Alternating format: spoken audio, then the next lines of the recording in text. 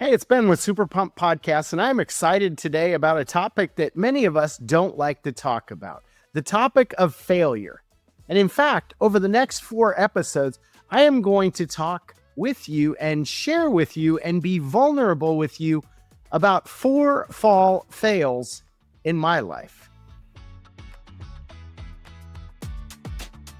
Welcome to the SuperPumped Life Podcast, where my mission is to engage, excite, and ignite your super pumped life. I'm your host, Ben Walters, an entrepreneur, pastor, consultant, and life coach.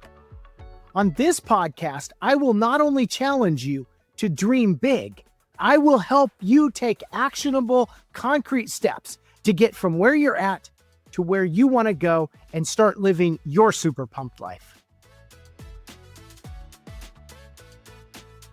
Most of us don't like to share our failures. In fact, we try to bury those. We try to hide those. We don't want to promote that we have failed in things. We like to put out there to the world that we are accomplished and we have it all together and all of those things. But some of our greatest learnings, at least for me, happen when I fail. And what I find is when I share that failure, it gives others kind of the courage to fail. So today I want to talk about fall failure. And I want to go clear back in my life to those awkward 8th grade freshman year of high school years. And for many of us, there are a lot of fails in those years. Let me rewind and go back to junior high. So 7th grade for me, I had just moved up. So the way it worked, K through 6 was in one school district, and then 7 and 8 was in the junior high, and then 9th through 12th grade were high school. So different school districts may divide that differently. But 7th grade was really humbling. I guess I would say I was a big fish in a little pond K through 6 and kind of had it together on the sports field and academically. And then my elementary school fed into a junior high of 5 schools. And so 7th grade was a bit humbling because I can remember going out for basketball, and I was pretty good on my elementary school team, or at least I thought that was the case. Well, I tried out for the basketball team and I failed. And this seemed to happen a lot of different ways in 7th grade. And so worked really hard over the summer of between 7th and 8th grade on all different things, from reading and kind of academics to I used to play the trombone. So I worked a lot on my trombone, as well as my athletics. I can remember going to open gym basketball every day for as many hours as they would have that open and working on my game. And so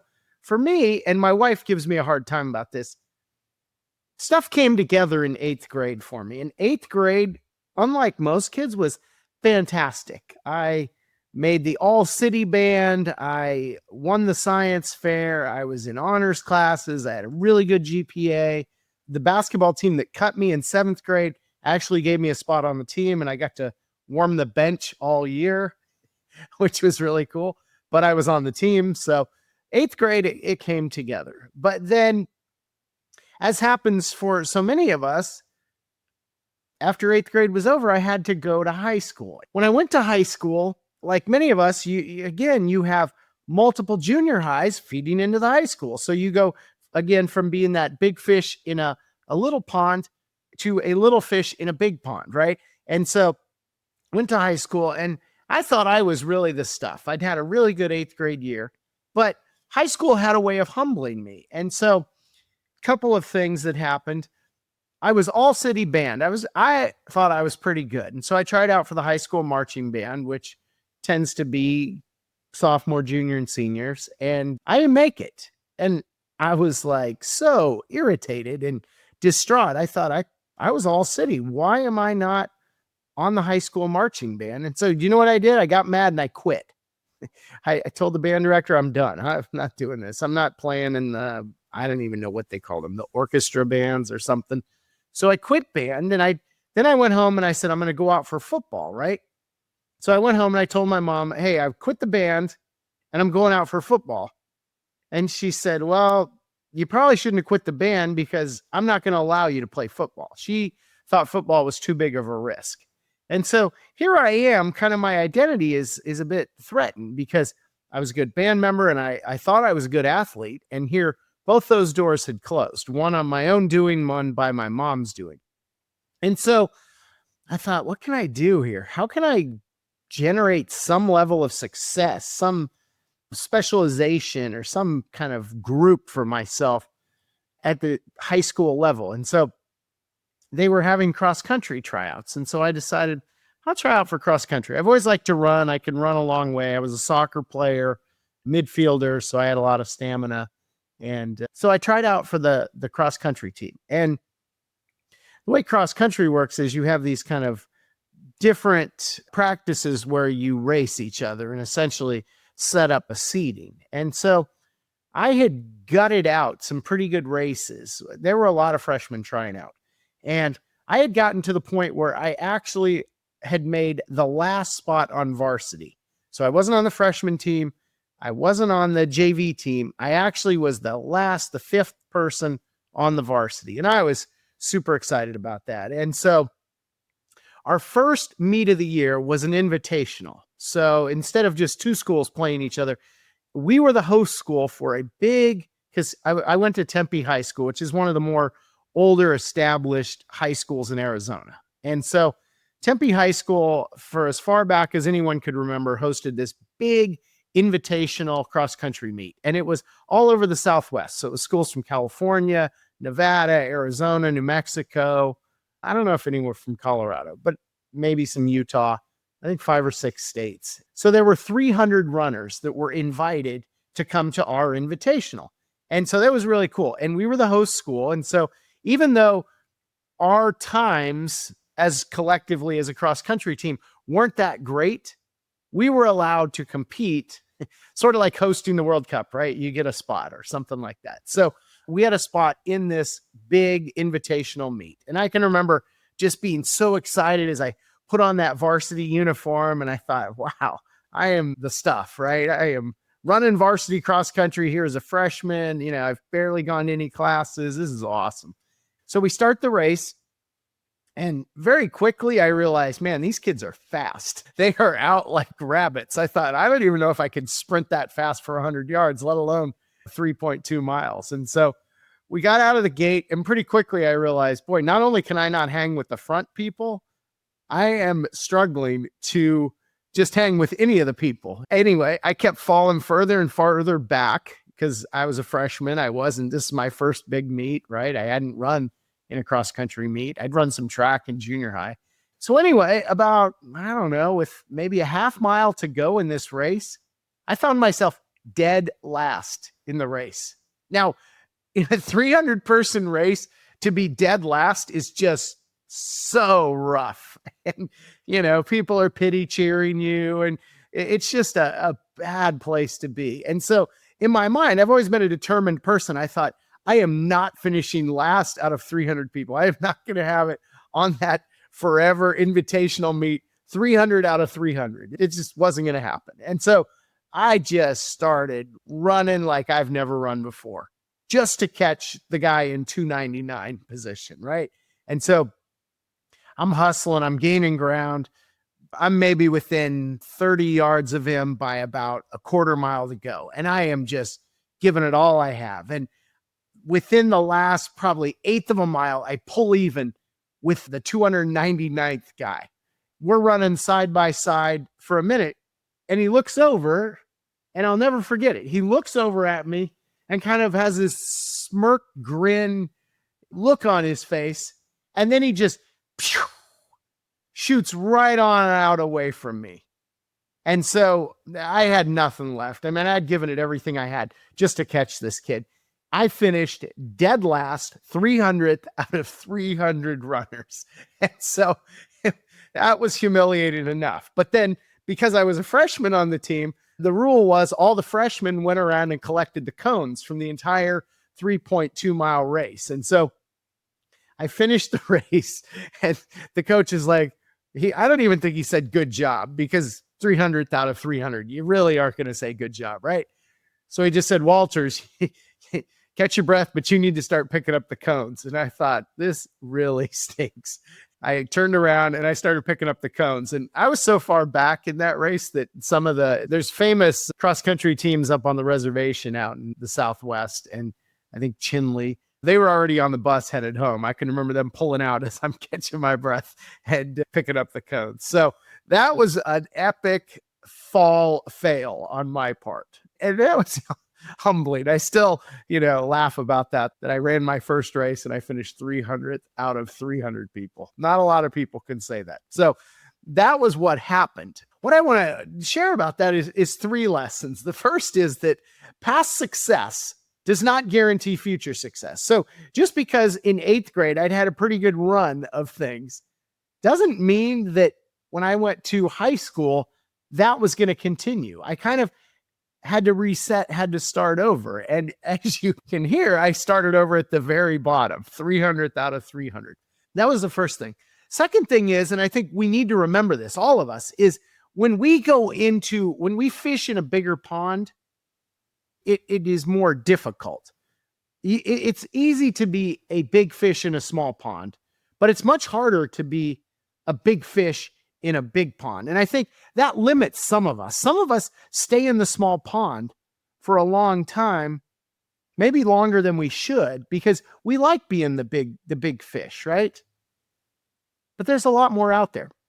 I'll give you 2 examples. My niece and nephew, about a year ago, moved from Massachusetts to California. And both my niece and my nephew were really good runners, both really strong runners in that top kind of elite runners of Massachusetts. And Massachusetts, by East Coast standards, very strong running state, home of the Boston Marathon, just good running community.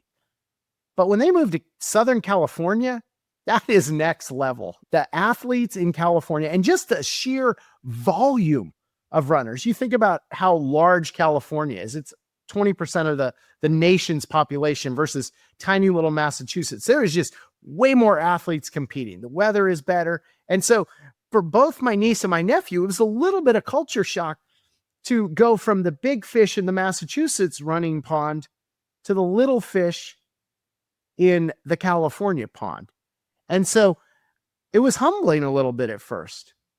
But what happened was they started upping their game. And so even though maybe compared to their peers, they weren't getting quite the results they would have gotten in, fewer 1st and 2nd place ribbons that they got in Massachusetts. Maybe now it was a 4th or a 6th place ribbon. But here's the thing. Their times, their PRs, personal records, kept going up. That extra competition elevated their running. And now they are running at levels that just blow away what they were doing in Massachusetts. So would that have happened if they had just stayed in Massachusetts? I don't think so, because I think we need those bigger fish to push us harder to achieve those things we need to achieve. I'll give you a business example.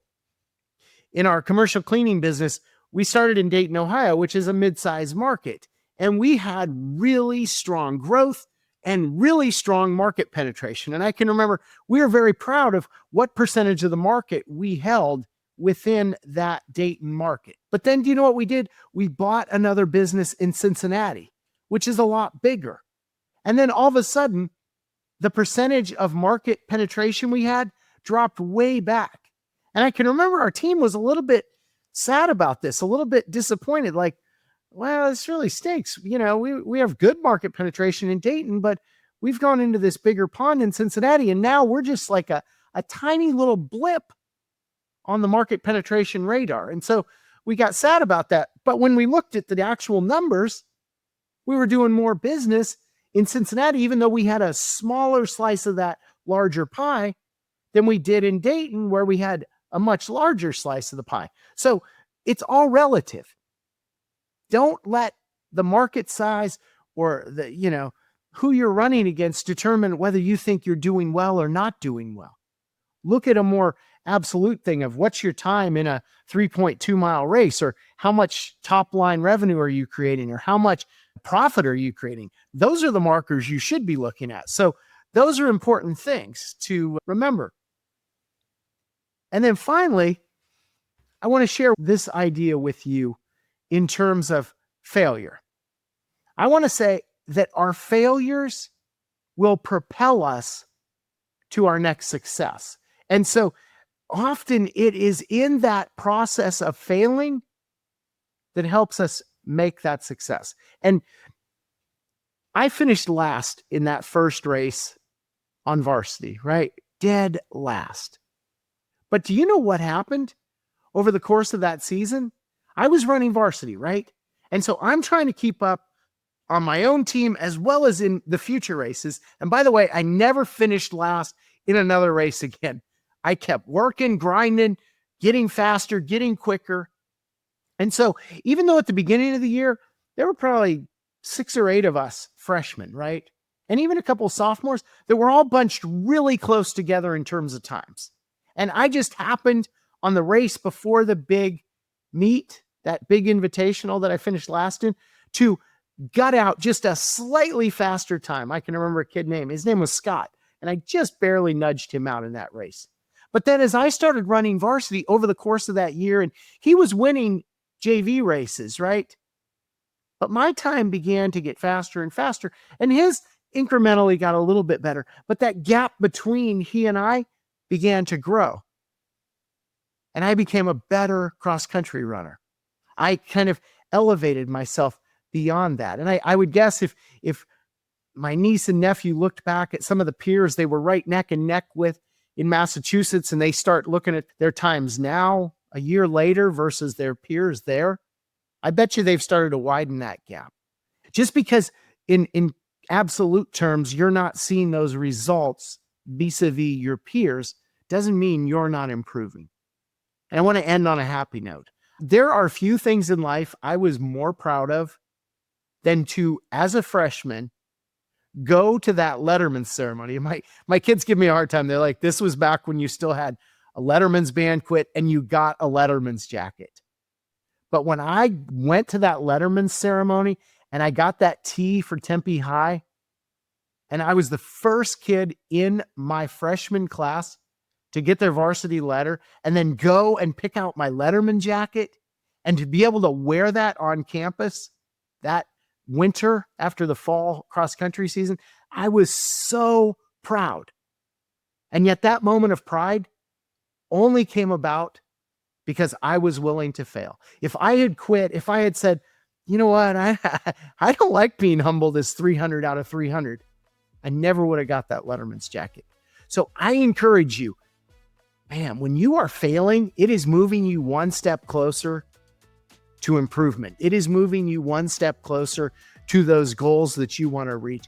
It is moving you one step closer to success. So get out there this fall and fail. Fail in as many ways as you can, but keep working, keep grinding, and you will get there. Thanks for joining me today on the Super Pumped Life podcast. If you enjoyed today's show, I have 2 really quick next steps for you. First, subscribe or follow us on Apple Podcasts, Spotify, or YouTube so you don't miss future shows. And second, jump on over to SuperPumped.com where there are all kinds of great tips and tools for you to launch your Super Pumped life. Keep well, and I'll see you next time.